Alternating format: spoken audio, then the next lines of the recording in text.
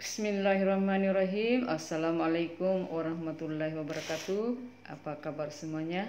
Mudah-mudahan kabar baik, sehat walafiat, dan kita semua masih dalam lindungan kasih sayangnya Allah di tengah pandemi COVID-19 ini.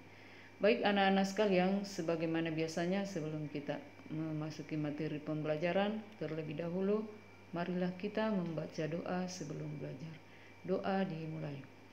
Bismillahirrahmanirrahim. Rabbi syrah li sadri wa yassir li amri wahlul 'uqdatam min lisani yafqahul qawli. Doa selesai. Baik anak-anak sekalian, pada hari ini materi yang akan kita bahas adalah bab 4 struktur tumbuhan, di mana dalam KD 3.4 di struktur tumbuhan ini yang anak-anak akan capai adalah menganalisis keterkaitan struktur tumbuhan dan fungsinya. Yang pertama anak-anak bisa melihat pada jaringan tumbuhan, yaitu jaringan meristem, di mana jaringan meristem ini adalah jaringan yang aktif membelah. Jaringan ini terdapat di ujung akar yang biasanya disebut dengan meristem afikal. Kemudian di bagian kedua ada namanya jaringan dewasa yang terdiri dari jaringan epidermis, di mana epidermis ini disebut juga sebagai jaringan kulit yang tersusun atas sel-sel yang berbentuk poligonal atau pipih memanjang. Kenapa? Karena dinding-dinding selnya seringkali tidak rata akibat adanya perkembangan sel.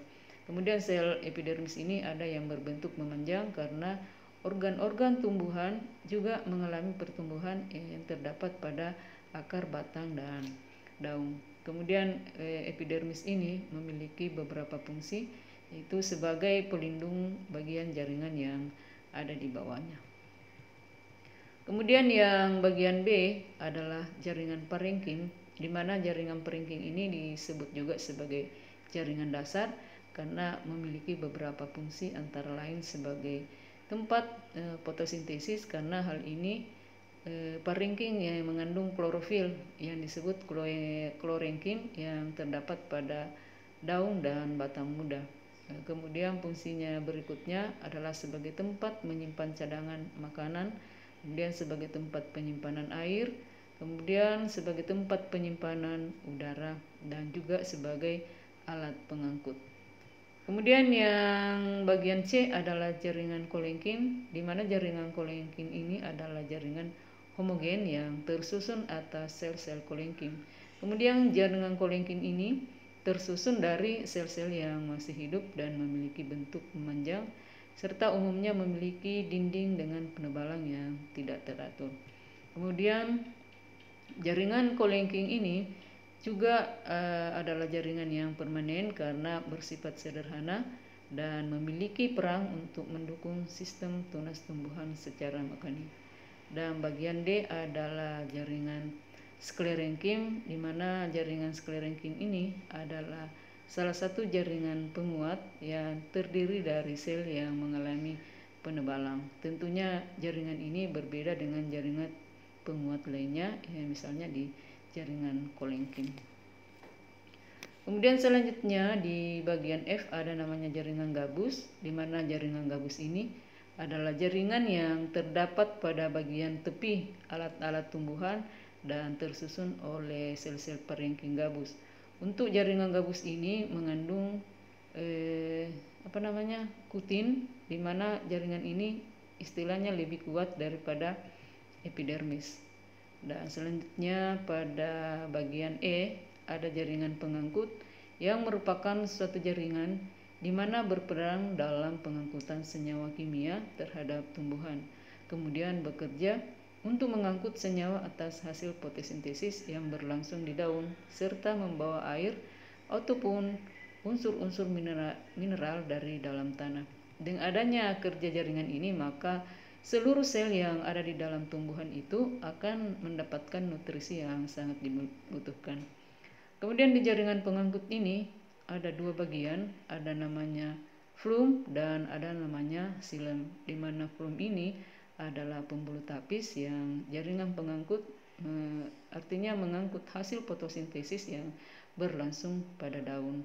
Sedangkan jaringan xilem yaitu satu jaringan di mana fungsinya itu mengangkut air dan unsur-unsur hara mineral dari dalam tanah. Selanjutnya di bagian B ada namanya organ pada tumbuhan yang terdiri dari akar. Anak-anak bisa membandingkan antara akar tunggang dan akar serabut.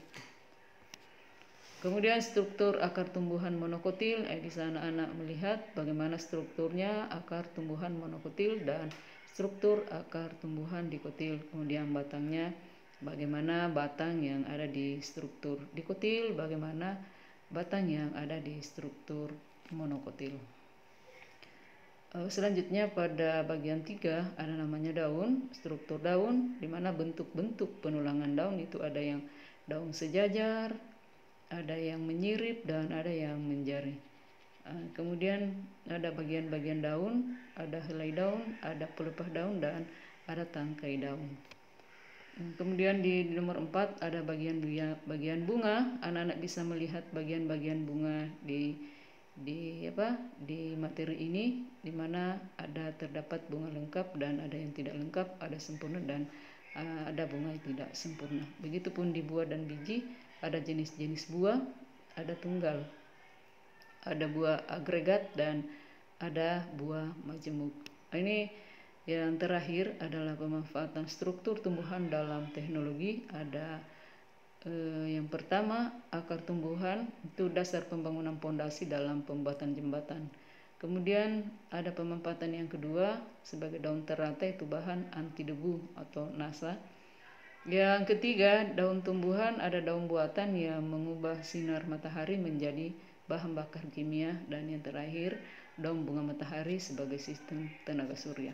Nah, ini materi yang kita bahas pada hari ini. Bila mana ada hal-hal yang kurang jelas, anak-anak bisa menulis dalam grup WA kita dan kita akan bahas bersama-sama. Nah, saya kira hari ini cukup sekian. Wabillahi taufiq wal hidayah. Wassalamualaikum warahmatullahi wabarakatuh.